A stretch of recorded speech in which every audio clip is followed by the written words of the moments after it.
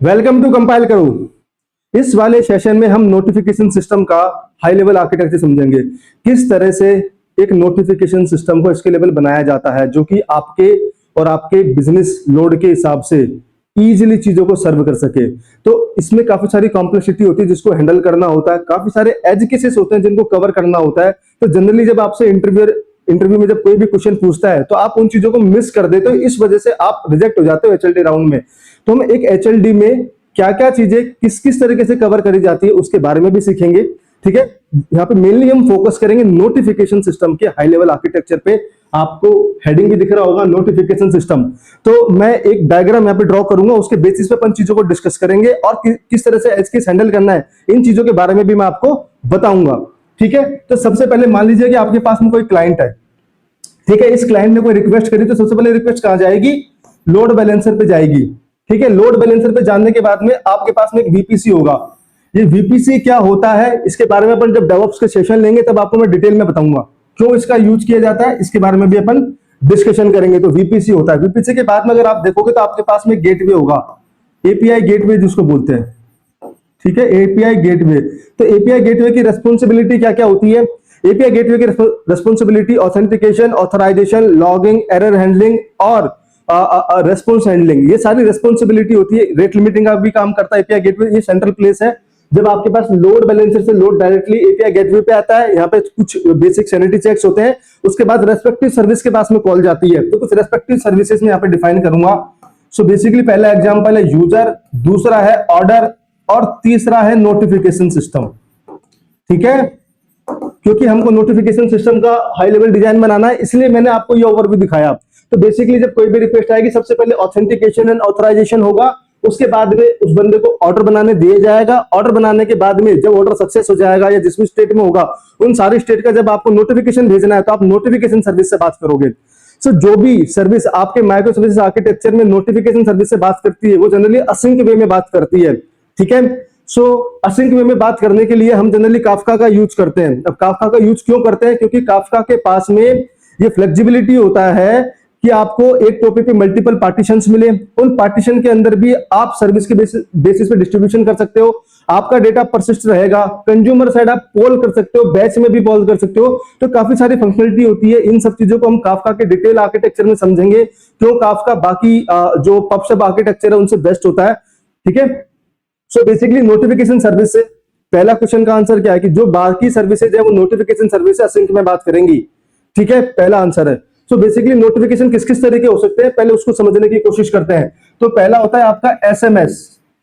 ठीक है, दूसरा होता है आपका पुश नोटिफिकेशन, पुश नोटिफिकेशन। उसके बाद आपके पास आता है व्हाट्सएप। ठीक है, चौथा फिर कौन सा आता है आपके पास में? ईमेल। ठीक है, तो अभी बेसिकली अपन चार चीजों की बात करेंगे। तो मैं बात करता हूं एसएमएस के लिए। तो यार कोई भी जो बिजनेस होगा या कोई भी जो सिस्टम होगा ना वो मिनिमम एसएमएस पब्लिश करेगा। ठीक है, जैसे आपको ओटीपी का एसएमएस भेजना है, आपको ट्रांजैक्शन के भेजना है, तो जितने उसको ऑर्डर प्लेस होंगे उसके बेसिस पे ट्रांजैक्शन के जाएंगे और पेमेंट के आपका पेमेंट कटा है।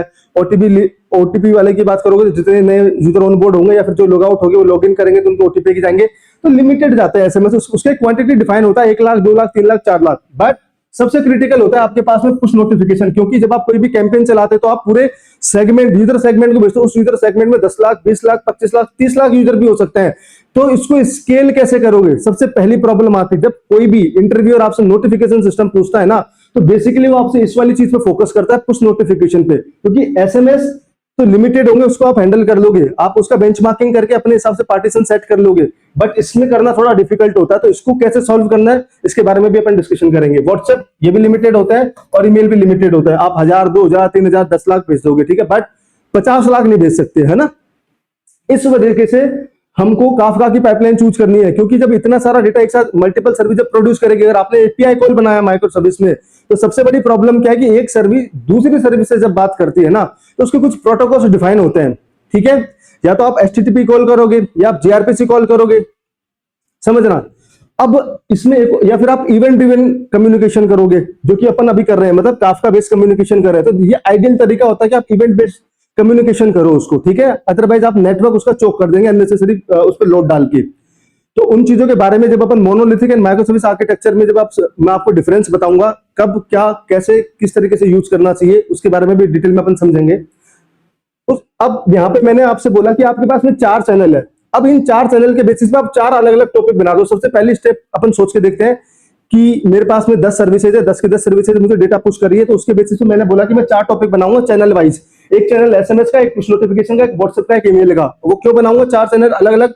उसका एक रीजन ये है क्योंकि अगर एक चैनल ने अगर अननेसेसरी लोड डाल दिया तो बाकी 3 चैनल पे इंपैक्ट नहीं आएगा, तो आप इजिली उस चीज से बच गए। ठीक है, और वो काम कौन करेगा? पुश नोटिफिकेशन ही करेगा। ठीक है, और बाकी तीनों चीजें नहीं करेंगी। तो पहला तरीका क्या है कि अपन ने 4 चैनल बना दिए। अब मैं बेसिक आपको पहले टेबल स्कीमा डिजाइन भी बता देता हूं, जिससे आपको समझ में आए कि डेटा अपन स्टोर कैसे कर रहे हैं। सबसे पहले आपके पास में आएगा चैनल, ठीक है, नोटिफिकेशन चैनल, और फिर इनकी आएगी चैनल की कॉन्फ़िग। चैनल की कॉन्फ़िग का मतलब क्या होता है कि ये वाले चैनल किस किस सर्विसेज के लिए व्हाइट लिस्ट है, ये सारी कॉन्फ़िगरेशन इसमें आ जाएगी। फिर आएंगी इन चैनल की टेम्पलेट, ठीक है, नोटिफिकेशन टेम्पलेट जिसको बोलते हैं, तो इन चैनल की बोलूंगा मैं टेम्पलेट। ठीक है, टेम्पलेट मतलब क्या, एसएमएस भेजोगे तो ट्राई ने कुछ रूल्स एंड रेगुलेशन सेट कर रखे हैं, उसके बेसिस पे आपको पहले अपना टेम्पलेट रजिस्टर करना पड़ता है और एक सेंडर आईडी जनरेट करनी पड़ती है, तब जाके आप किसी को प्रमोशनल, ट्रांजेक्शनल और ये वाले एसएमएस भेज पाओगे। सेम फॉर व्हाट्सएप, व्हाट्सएप के अंदर भी आपको अपना टेम्पलेट रजिस्टर करना पड़ता है। ठीक है, तो बेसिकली चैनल टेबल होगी, चैनल की कॉन्फ़िग होगी और चैनल की टेम्पलेट होगी। टेम्पलेट के बाद में नोटिफिकेशन का एक लॉग की टेबल होगी। जब आप कोई भी रिक्वेस्ट, जब काफका में आपके पास रिक्वेस्ट है, आपने पहले लॉग करा, लॉग करने के बाद आपने थर्ड पार्टी को कॉल करा, तो थर्ड पार्टी कौन है? वेंडर। तो वेंडर की भी एक टेबल होगी। ठीक है, और वेंडर का कॉन्फ़िग होगा कि ये वाला वेंडर किस तरह के नोटिफिकेशन या किस तरह के चैनल को सपोर्ट करता है, तो वेंडर और वेंडर कॉन्फ़िग टेबल भी आपके पास में होगी। ठीक है, तो नोटिफिकेशन लॉग टेबल में आप क्या करोगे, आपके पास जैसे डेटा आया तो आपने उसका इनिट फेज में एंट्री बना दिया। जब आपने वेंडर को कॉल करा तो आपने बोल दिया इन प्रोसेसिंग और पेंडिंग, और जैसे ही उस वेंडर से वेब कॉल आपके पास में आया तो आपने उसको डिलीवर मार्क कर दिया, उसका टाइम स्टैम्प भी सेव कर लिया। ठीक है, तो बेसिकली अपने पास टेबल कौन कौन सी हुई? चैनल, चैनल कॉन्फ़िगरेशन, चैनल के template, notification log, vendor, vendor के कॉन्फ़िग। तो बेसिकली अगर आप देखेंगे तो इन टेबल्स में आपका काम हो जाता है, बट नहीं, क्योंकि आपने अगर सारे चैनल का डेटा एक ही नोटिफिकेशन लॉग में डाल दिया तो एक ही टेबल आपकी ओवरलोड हो जाएगी। तो इसके लिए आपको थोड़ा बहुत डीबी का सेपरेशन करना पड़ेगा। तो ट्रांजेक्शनल डेटा की अगर मैं बात करूं, एसएमएस की, व्हाट्सएप के, ईमेल की, उसके लिए तो आप माइस्क्यूएल यूज कर लो, लेकिन पुश नोटिफिकेशन के लिए आप किसी नोस्क्यूएल को यूज करो जो कि टीटीएल का सपोर्ट देती है। टीटीएल का सपोर्ट में कौन कौन से होते हैं? कैसेंड्रा होते हैं, सिला होते हैं, मोंगोडीबी होता है। ठीक है, तो बेसिकली आप यहाँ पे मोंगोडीबी यूज करोगे नोटिफिकेशन लॉग के लिए, क्योंकि मोंगोडीबी राइट हैवी आर्किटेक्चर को सपोर्ट करता है और टीटीएल का सपोर्ट भी देता है, उसका रीड भी अच्छा है। ठीक है, इस वजह से आप जितने भी लॉगिंग मैकेनिज्म होगी उसको मोंगोडीबी में सेव करोगे और बाकी डेटा को आप किसमें सेव करोगे? सिक्वल में भी सेव कर सकते हैं। और अगर आपको बहुत ज्यादा स्केल है तो फिर आप बाकी डेटा को भी वहां पे सेव कर सकते हैं मोंगोडीबी में, क्योंकि मोंगोडीबी के बाद टीटीएल का एक फीचर है जिसके थ्रू आप उसको यूज कर सकते हो और जेसन फॉर्मेट में आप सारा डेटा स्टोर कर दोगे। ठीक है, तो अपन ने डीबी स्कीमा बेसिक डिफाइन कर लिया, अपन को कम्युनिकेशन चैनल पता लगे, बाकी सर्विसेज नोटिफिकेशन से काफका के थ्रू क्यों बात करेंगी इसका भी रीजन अपन ने समझ लिया, क्योंकि नेटवर्क लोड मुझे नहीं बढ़ाना, मुझे सिक्योर में कम्युनिकेशन करना है। और सबसे मेन रीजन क्या है कि पुश नोटिफिकेशन आपको अननेसेसरी लोड देगा, इस वजह से आपने चैनल सेपरेट कर दिए। ठीक है, अब इसके बाद में कुछ इंपॉर्टेंट चीजें जिनका ध्यान रखना है। अगर मान लीजिए कि आपको एसएमएस और आपको ओटीपी भेजना है, ठीक है, तो ओटीपी भेजने के लिए आपको क्या करना पड़ेगा? सो बेसिकली मैं बात करूं, मैं यहाँ पे 18 हूं इन चीजों को। ठीक है, सो अगर मान लीजिए कि ओटीपी अगर पहले वेंडर से नहीं गया तो मुझे दूसरे वेंडर से भेजना है, दूसरे से नहीं गया तो तीसरे से भेजना है, तीसरे से भी नहीं गया तो मुझे नहीं भेजना है। तो मेरे पास 3 ही वेंडर थे। ठीक है, तो अब इसको मैं रिट्राई कैसे करूंगा? मान लीजिए किसी टाइम कोई एक वेंडर डाउन है, तो बेसिकली वेंडर कैसे काम करते हैं? वेंडर होते हैं प्रॉक्सी ऑपरेटर्स की। तो ऑपरेटर जो एयरटेल एक ऑपरेटर, वोडाफोन एक ऑपरेटर, जियो एक ऑपरेटर, इनके ऊपर एक प्रॉक्सी एक कंपनी होती है जो कि उनकी एपीआई इंटीग्रेट करती है और फिर आपको सर्विस देती है। वो बल्क में लेटर लेते हैं, फिर आपको कुछ प्राइस में नेगोशिएशन करके आपको बेस्ट प्राइस देने की कोशिश करते हैं प्रॉक्सी वाले। ठीक है ना, बहुत सारी कंपनी होती है ऐसी। अब उसके बाद में बात कर रहा था कि जब आपने एसएमएस भेजा और ओटीपी में आपको रिट्राई चाहिए तो आप 3 बार रिट्राई करना है, तो कैसे करोगे? पहला सवाल आता है आपके पास में कि अगर मान लीजिए ओटीपी अगर एक बार फेल हो गया तो दूसरे वेंडर से भेजना है, तीसरे से भेजना है, और वेंडर का प्रायोरिटाइजेशन क्या होना चाहिए? तो वेंडर कॉन्फ़िग में अपन ने डिफाइन कर लिया चैनल वाइज कि ये वाला वेंडर इस चैनल को सपोर्ट करता है और उसकी प्रायोरिटी ये होगी। ठीक है, ये सॉल्व हो गया। अब रिट्राई कैसे करोगे? रिट्राई करने के लिए सबसे सही तरीका क्या होता है कि आपके पास काफका में डेटा आया, ठीक है, तो नोटिफिकेशन सर्विस के पास में जब काफका में डेटा आया, ठीक है, तो यहाँ पे आपने इसकी प्रोसेसिंग करी, प्रोसेसिंग करने के बाद आपने पहला वेंडर प्रायोरिटी वाला वेंडर उठाया, वो वेंडर लेने के बाद में आपने उस वाले डेटा को फायर करा, लेकिन आपको 3 बार रिट्राई भी करना है, आपको इस चीज के बारे में ध्यान रखना है, तो कैसे करोगे? तो फिर मैंने यहां से इसका जो कंज्यूमर है ना, मैंने यहां से एक लैम्बडा इन्वोक कर दिया। तो मैंने क्या बोला, तो बेसिकली लैम्बडा क्या होता है, एक सर्वरलेस आर्किटेक्चर होता है, इसके बारे में डिटेल में जानेंगे अपन, अभी आपको बेसिक बता देता हूं। एक सर्वरलेस आर्किटेक्चर होता है, तो आप इसको जैसे इन्वोक करोगे तो वर्चुअल कंटेनर ओपन करता है, और ये सबसे मिनिमम लेटेंसी में करता है, क्योंकि फायर क्रैकर हाइपरवाइजर का सपोर्ट है इसके पास। तो फायर क्रैकर हाइपरवाइजर होता है, तो उसमें कुछ आर्किटेक्चर डिफरेंस होता है, जिसके बारे में अपन डिस्कशन करेंगे। और उसके बेसिस पे ये क्या करता है कि 40 से 50 ms के अंदर एक नया कंटेनर आप कर देता है, उसके अंदर आपकी प्रोसेसिंग करता है, इंडिपेंडेंट ऑफ एनी सर्वर। ठीक है, एक छोटा सा बन जाएगा आपके पास पोड बोल दो, छोटा सा पोड या कंटेनर बोल सकते हैं अपन उसको। उसमें आपने लैम्बडा में वो सारा लॉजिक लिखा कि पहले मैं पहले वेंडर से भेजूंगा, फिर 10 सेकंड के लिए स्लिप कर दूंगा।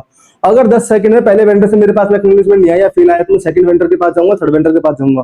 ठीक है, या तो सक्सेस आ गया तो वहां से वेल एंड गुड है, वो लैम्बडा खत्म हो जाएगा, नहीं है तो 30 सेकंड तक वो लैम्बडा जिंदा रहेगा। ठीक है, एक अकाउंट पे 1000 लैम्बडा आप इन्वोक कर सकते हैं, और उसके ऊपर अगर आपको जानना तो फिर आपको अकाउंट की लिमिट बढ़वानी पड़ती है। ठीक है, डिफॉल्ट लिमिट 1000 होती है पर अकाउंट के बेसिस पे, लेकिन 1000 मोर देन सफिशिएंट होता है। और जब एक बार आप लैम्बडा इन्वोक करते हैं तो उसका कुछ टाइम पीरियड होता है, उतने समय के लिए जिंदा रहता है, तो पैरेलल रिक्वेस्ट जो बाकी आती है उनको इजीली सर्व कर देता है, अगर वो आइडल स्टेट में बैठा है तो। वो सारे फीचर्स लैम्बडा के आर्किटेक्चर्स में होते हैं। ठीक है, तो आपने ऐसे लैम्बडा इन्वोक कर दिया, लेकिन कभी कभार आपसे इंटरव्यू पूछेगा अगर आपको लैम्बडा का यूज नहीं करना है, आपको ये वाली फंक्शनलिटी खुद से डिजाइन करनी है, आप कैसे करोगे? मैं आपको इसका बहुत सही तरीका बताता हूं आज। तो रेडिस होता है, रेडिस में जब आप कोई भी की टीटीएल के साथ डालते हो ना, तो रेडिस के पास में एक नोटिफिकेशन का फीचर होता है। ठीक है, जैसे आपने बोला कि ये वाला की 15 सेकंड बाद एक्सपायर होगी, और आपने सब्सक्राइबर उसका लिख दिया, जैसे 15 सेकंड बाद वो की जब एक्सपायर होगी तो आपको उसका की मिल जाएगा, और उस की के बेसिस पे आप डीबी में लुकअप मार के जो आपको डिसीजन लेना है ना, वो आप डिसीजन ले सकते हो। आपको रिफायर करना है कि क्या करना है, रिट्राई करना है कि नहीं करना है, वो सारे डिसीजन आप उससे ले सकते हो। ठीक है, बट इसमें एक फैक्टर है, आप रेडिस क्लस्टर के साथ में नोटिफिकेशन सारे के सारे कैप्चर नहीं कर सकते, क्योंकि जब रेडिस कनेक्शन बनाता है तो किसी एक मास्टर नोड से बनाता है। ठीक है, जब वो मास्टर नोड से कनेक्शन बनाता है तो आप उसी मास्टर नोड के जितने भी इवेंट्स आप उन्हीं को लिसन कर पाओगे, बाकी मास्टर नोड के इवेंट्स को लिसन नहीं कर पाओगे। तो इसके लिए आपको सिंगल नोड आर्किटेक्चर चाहिए रेडिस का, और इसमें आप क्या कर सकते हो, डीबी का सिलेक्शन भी कर सकते हो। आपके पास में 15 डीबी होती है, मतलब 16 डीबी होती है बेसिकली, 0 से लेकर 15 तक। तो आप डिफाइन कर सकते हो कि इस वाली सर्विस का डेटा इस वाली डीबी नंबर में, 0 नंबर में, इस वाली सर्विस का डेटा 1 नंबर के डीबी में, और इन चैनल और जो डीबी है, डीबी नंबर से आप सब्सक्राइबर को लिसन कर लो। ठीक है, तो आपका हॉरिजॉन्टल स्केल हो गया। और जैसे आपके पास जब की आएगी एक्सपायरी वाली, तो उस की के बेसिस पे आपने पता करा डेटाबेस में लुकअप मार के, क्या मुझे इसको रिट्राई करना है, या फिर पहली बार में सक्सेस हो गया था, रिट्राई करना है तो कौन से वेंडर से करना है। तो ये सेकंड तरीका होगा कि आप रेडिस के नोटिफिकेशन के थ्रू इस चीज को सॉल्व कर सकते हैं। ठीक है, अब आता हूं मैं तीसरे तरीके पे। तो तीसरा तरीका क्या होता है कि आपने एक इनफाइनाइट वर्कर चला दिया।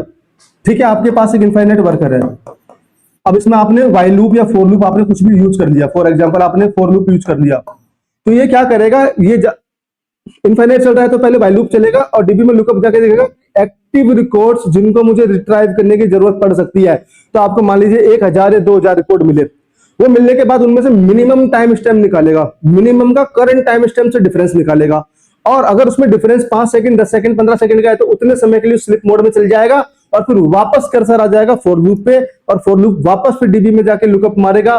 ठीक है, या फिर एक इफिशिएंट तरीका और है, जो आपने रिकॉर्ड निकाला, ठीक है, उसके बाद आप सिर्फ इंक्रीमेंटल रिकॉर्ड निकालो, उसको कैशे में सेव कर दो किसी रेडिस वगैरह में, कि भाई मुझे इनको जब मैं अगली बार उठूंगा तो इन डेटा को मैं लेके आऊंगा, और इनको मुझे रिट्राई करना है नहीं करना, वो डिसीजन लेना है। ये वाला पॉइंट समझे आप? ठीक है, नहीं समझे होंगे, पता है मुझे। सो बेसिकली मैं आपको चीजें थोड़ा सा और सिंपल करके बताता हूं। तो पहला तरीका मैंने बोला कि मैं लैम्बडा इन्वोक कर दूंगा तो मेरे सिस्टम के बाहर हो गया। दूसरा, रेडिस का नोटिफिकेशन चैनल, उसमें आप टीटीएल के थ्रू ग्रैब करके सब्सक्राइबर से फिर रिट्राई कर सकते हैं। तीसरा सबसे एफिशिएंट मैंने आपको तरीका बताया, वर्कर वाला। ठीक है, तो यहां पे आपने जो फॉर लूप चलाया आई इन एन, तो आपने करंट टाइम से जो उसका मिनिमम टाइम आ रहा था उसको आपने निकाला, मतलब सॉरी मिनिमम का मतलब मेरे लिए मैक्सिमम हुआ, मतलब ठीक है, मैक्सिमम मतलब जो जस्ट एग्जीक्यूट करने वाले हैं उसको बोलते हैं मैक्सिमम। मैक्सिमम टाइम आपने बोला, तो उसके बेसिस पे आपने फंक्शन निकाला और आपने डिफरेंस निकाला, तो आपका डिफरेंस आया 10 सेकंड का। तो 10 सेकंड के लिए आप स्लीप मोड में जाओगे, लेकिन स्लीप मोड में जाने से पहले आपने इस वाले डेटा को रेडिस में सेव कर दिया।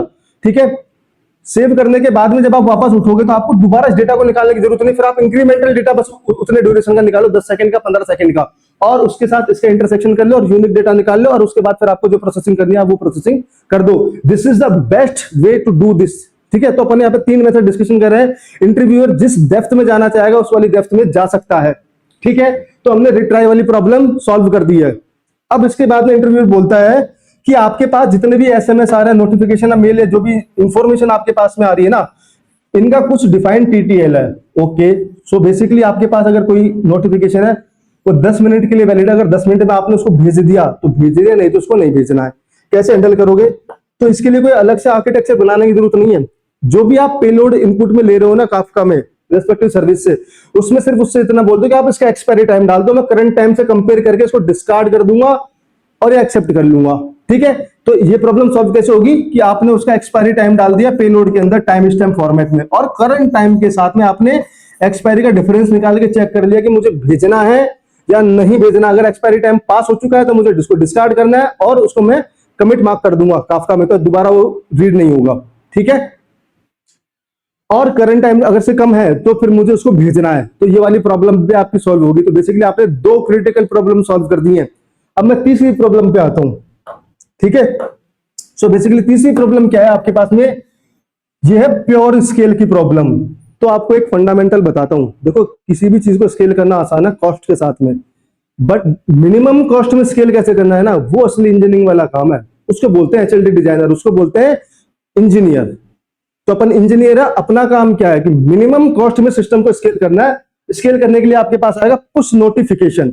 पुश नोटिफिकेशन को स्केल कैसे करना है उसके बारे में डिस्कशन करते हैं अपन। ठीक है, सो बेसिकली जब आपने पाइपलाइन बनाई तो आपके पास डिफरेंट कैंपेन्स होगी, तो आप क्या कर सकते हो कि आपके पास में जो काफका में पार्टीशंस होते हैं, जैसे आपने मान लीजिए 100 पार्टीशन बना दिए, 200 बना दिए, 300 बना दिए, तो आपके पास जब डेटा आया ना, उस नोटिफिकेशन जनरली आपके बैच में आएगा। तो अगर मान लीजिए कहीं थर्ड पार्टी से इन्वोक हुआ है ना, इन्वोक होने के बाद में डेटा आपके पास में आया फाइल फॉर्मेट में, तो इसमें 1-1 लाख के चंक आए, तो इस 1 लाख के चंक को आपने प्रोसेसिंग करके आपने बैच बनाया। बैच आपने बनाया 100 का बैच है, 200 का, 300 का, जो भी इफिशिएंट बैच होगा बेंचमार्किंग करके देख लेंगे आप किस लोड तक सपोर्ट कर सकते हो। ठीक है, और मतलब मैं 1 मिनट में कितने मैक्सिमम पुश नोटिफिकेशन भेज सकता हूं, उसका मुझे बेंचमार्किंग करना है। ठीक है, तो जैसे मेरे पास लिमिट है 1 लाख मुझे 1 मिनट में भेजने हैं, मेरे बिजनेस से वैल्यू सेट कर रखी है, हम इससे बियॉन्ड नहीं भेजेंगे, 2 लाख भेज सकते हैं। ठीक है, उसके बेसिस पे मैंने बेंचमार्किंग कर लिया, कितने पार्टीशन है निकाल लिया, और उसके बेसिस पे मैंने हर पार्टीशन में कितने का बैच भेजना है मैंने वो पता कर लिया। तो आपके पास प्री प्रोसेसर सर्वर होगा, उसने बैच बनाया है 100 का, मैं एग्जांपल 100 का ले रहा हूं। ठीक है, 100 का जब मैंने एग्जांपल लिया तो 100 जाएगा आपका किसी पार्टीशन में, उस पार्टीशन में जब डेटा जाएगा तो आपने इसको कंज्यूम करा। कंज्यूम करने के बाद आप 100 को एक साथ फायर नहीं कर सकते। ठीक है, क्योंकि आप 100 को जब फॉर लूप में फायर करेंगे तो उसमें कुछ लेटेंसी आएगी, आपको पहले वो लेटेंसी पता करनी है। ठीक है, अगर मान लीजिए आपने फायरबेस के एपीआई को कॉल करा, तो फायरबेस के एपीआई मान लीजिए आपके पास 10 एमएस या 20 एमएस ले दिए, तो 100 मैसेज को लूप में फायर करने के लिए पास 1000 एमएस, मतलब 1 सेकंड, मतलब 1 सेकंड तक आपका जो कंज्यूमर है वो कोई दूसरा काम नहीं कर पाएगा।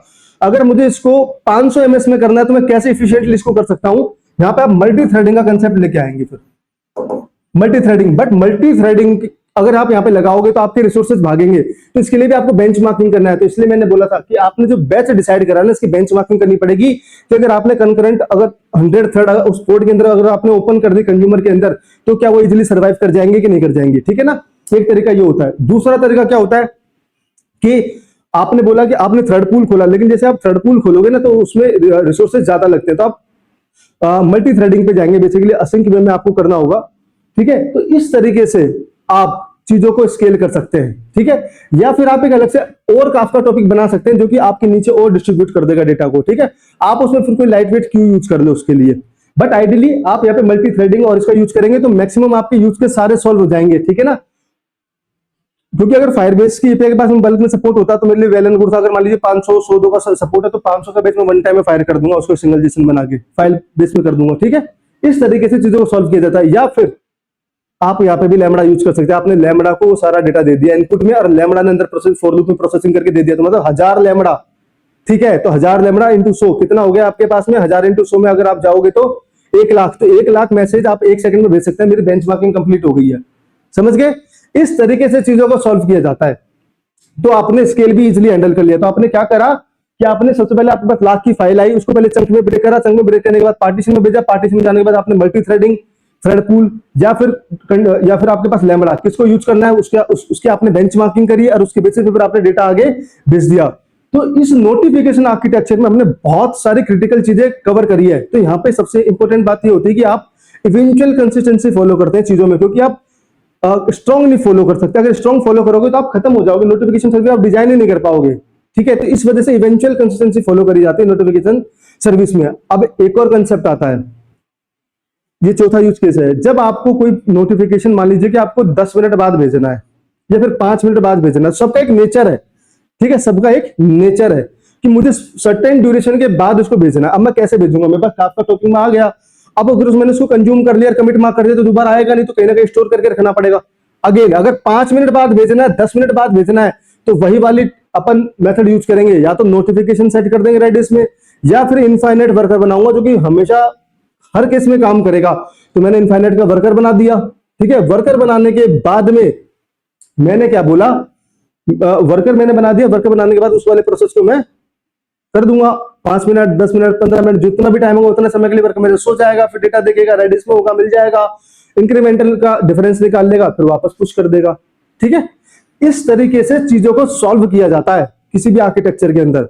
तो इस वाले आर्किटेक्चर से आपको काफी हेल्प मिलेगी, आपको समझ में आएगा कि किस तरीके से हाई लेवल आर्किटेक्चर को डिजाइन किया जाता है, किस तरह से थॉट प्रोसेस दिया जाता है, किस तरह से एज केसेस को कवर किया जाता है। तो हमने यहाँ पे काफी सारे क्रिटिकल एज केसेस कवर करे, हमने ओटीपी रिट्राई समझा, हमने पुश नोटिफिकेशन में हमने टीटीएल के साथ 10 मिनट बाद उसकी कोई वैलिडिटी नहीं है वो समझा, हमने किस तरह से शेड्यूल करना हमने उस चीज को समझा, चौथा हमने स्केल को समझा, पुश नोटिफिकेशन में स्केल को किस तरीके से हैंडल करते हैं। तो एक नोटिफिकेशन सिस्टम इन सब चीजों को डिफाइन करता है। और समटाइम्स अगर आपसे कोई पूछे कि अगर मान लीजिए मुझे इस वाले नोटिफिकेशन सिस्टम के अंदर पर्टिकुलर कैटेगरी के हिसाब से, सब कैटेगरी के हिसाब से चीजें ड्राइव करनी है, तो आप चैनल के अंदर कैटेगरी, सब कैटेगरी बना के इनके टॉपिक भी डिफरेंट कर सकते हैं। तो वो डिपेंड करता है आपका बिजनेस किस नेचर का है, कितना स्केल है और किस तरह का वो कंसिस्टेंसी चाहता है, ठीक है, किस तरह तरीके से चीजों को डिलीवर करना चाहता है ना। तो इस पे मेन फोकस होता है। ये वाला जो मैंने अभी आपको डिस्कशन किया और ये वाली जो चीजें मैंने आपको बताई है, ये आप किसी भी इंटरव्यू में जाओगे ना, आपका वो इंटरव्यू इजीली क्रैक हो जाएगा, ये आपसे मैं गारंटी के साथ कह सकता हूं, ठीक है। तो अगर आपने अच्छे से इन चीजों पे फोकस करा, अगर आपको जो मैंने टर्मिनोलॉजी बताया आपको अगर उन चीजों के बारे में पता है, तो आप इजीली सॉल्व कर सकते हैं। तो किसी भी हाई लेवल आर्किटेक्चर को सॉल्व करने के लिए आपको कुछ स्पेसिफिक टूल्स पता होने चाहिए, डेटाबेसेस के बारे में नॉलेज होनी चाहिए, उसके बाद आप उनको फिट कर पाओगे। तो बेसिकली एचएलडी में होता क्या है कि गुड टूल्स गुड प्लेस पे फिट करने पड़ते हैं, है ना, सही टाइम पे सही चीजें करनी पड़ती है, उसको एचएलडी बोलते हैं, ठीक है। इसी तरह की इंटरेस्टिंग एचएलडी प्रॉब्लम को सॉल्व करने के लिए जुड़े रहिए हमारे साथ में। नेक्स्ट आगे आने वाले सेशंस में मैं वॉलेट का, पेमेंट का, ई कॉमर्स का, इन सब के बारे में डिटेल में डिस्कशन करूंगा, क्या क्या एज केसेस होता है, किस तरीके से कवर करते हैं, इनको डिटेल में समझेंगे। और तब तक के लिए आपको जो भी डाउट आप कमेंट बॉक्स में डाल सकते हैं और इस वाले चैनल को ज्यादा से ज्यादा लाइक, सब्सक्राइब और शेयर करिए। Thank you.